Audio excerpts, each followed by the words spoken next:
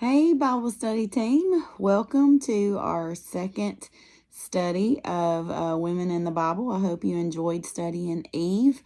Really think of those 7 virtues that we studied in Proverbs 31, 10 through 31: dignity, patience, diligence, generosity, courage, wisdom, and devotion. After reflecting on our study with Eve, I really think Eve had courage. Even though she was deceived and her flesh, her eyes in the temptation caused her to sin and follow through, she really had courage, though, to continue and learn from her mistakes and her consequences. And what's really great is the Lord allowed one of her offspring to be able to take down Satan. And I just love how sovereign God is and how merciful He is and how He provides hope for us. This week, we're going to be studying, you've probably heard of these 2 women. They're sisters, Martha and Mary. So let's turn to Luke. This week, I really want you to focus on serving and worshiping. What do those look like? How can we relate to Martha and Mary? And how, as Christians, we need to be careful in what we're serving for and our heart. So let's jump right in to Luke chapter 10. We're going to be reading verses 38 through 42. It says, "As Jesus and his disciples were on their way, he came to a village where a woman named Martha opened her home to him. She had a sister called Mary who sat at the Lord's feet listening to what he said. But Martha was distracted by all the preparations that had to be made. She came to him and asked, 'Lord, don't you care that my sister has left me to do the work by myself? Tell her to help me.' 'Martha, Martha,' the Lord answered, 'you are worried and upset about many things, but only one thing is needed. Mary has chosen what is better, and it will not be taken away from her.'" Now, first, I want you to notice that Martha opened her home to him. So in verse 38, she has opened her home. She's invited him. Martha, Mary, and Lazarus lived in a small village called Bethany. And Bethany was a few miles from Judea, so it's walking distance. So from other stories in the Bible, we can gather that they were personal friends, and Jesus would stay there. And here, Martha is inviting him in. That is very custom. Jesus really didn't have a home. He stayed wherever he was welcomed, and I feel like that this family was a place that he loved to stay. Next, we have a sister called Mary. All of you that have brothers or sisters, you may understand this feeling that sister is not doing what the oldest sister, Martha, would like her to do. She is sitting at the Lord's feet listening, and Martha is trying to prepare. And here I want you to first see that Martha does have true servanthood. In the beginning, she is opening her home up to Jesus, to feed him, to give him a place to stay. But her eyes and her heart's desire quickly change when she quits focusing on Jesus and she focuses on her sister, who in her eyes is not helping her in the way that she would like. And verse 40 kind of gives us that. It says, "Martha was distracted by all preparations." And so I want you to think about the conflict between Mary and Martha. So is it more than just sibling conflict? Yes, I believe it is. I believe that they both wanted to serve him and worship him, but Mary saw what was more important, and that was sitting and worshiping at Jesus's feet. And so I feel like we can really relate to them. I have been a Martha before, caught up in the serving and the doing and missing out on the blessings. And I want y'all to really think about that this week as we study it.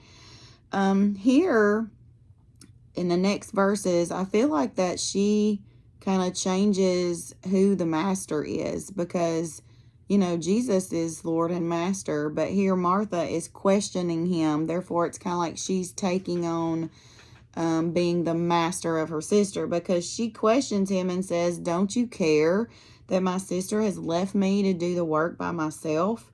Tell her to help." And so she's expecting Jesus to be on her side and to say, "Oh yes, let me get your sister's attention." But notice what he says. He says, "Martha, Martha," not once but twice. Have y'all ever had your full name said by your parent or a teacher? That's to get your attention. "You are worried and upset about many things, but the one thing that is needed is that Mary has chosen what is better and will not be taken away from her." So this week, I want us to think about, in working and serving and worshiping, are we choosing Jesus in every aspect? We're going to be looking at that conflict. We're also going to be looking at serving others over ourselves. What does that look like? You know, Jesus in John 13, before his death, it was the last Lord's Supper, he washed their feet. He served them, and that serving was very worshipful because he was honoring what he came to do, which is to serve. And that is our purpose, y'all. Our purpose is to serve, but we can't forget who we worship. And so those kind of intertwine sometimes, and we're going to look at that this week. Also, we're going to look at faith over works. A lot of times we get caught up in the do, and we forget that God wants our faith in him, our focus on him, our heart on him. And so we'll be looking at that closer this week. So be ready for those posts. And then last, I just want you to focus on what is important to you in learning from Mary and Martha. What virtue can you gather from them? But lastly, I want to end with John 11. If you're wondering, Jesus' connection with Mary and Martha is the story of Lazarus. We're not going to read it all, but if you'll look in John 11, verse 5, it says, "Jesus loved Martha and her sister and Lazarus." So we know that he had that personal relationship with them. He loved them. And then I want you to look at, this is when Lazarus had died. He was sick, and Jesus was busy in his public ministry, and he didn't come back as soon as they wanted. But I want you to look at Martha's response when he came and their brother had died. So if you'll skip over to verse 21, well, let's start at 17. It says, "On his arrival, Jesus found that Lazarus had already been in the tomb for 4 days. Bethany was less than 2 miles from Jerusalem, and many Jews had come to Martha and Mary to comfort them in the loss of their brother. When Martha heard that Jesus was coming, she went out to meet him, but Mary stayed at home. 'Lord,' Martha said to Jesus, 'if you had been here, my brother would not have died.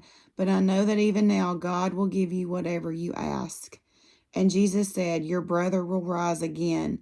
So here, their roles are kind of reversed. You know, Mary was immediately seeking Jesus in their house. And then now that their brother has died, Mary is stuck in her grief, and Martha is running out to him to not only say, "Where are you?" Of course, she's concerned, but yet she says, "I know that even now God will give you whatever you ask." So she's trusting him. So don't think just our initial responses like Mary and Martha are what we're stuck with, because the Lord wants us to reflect.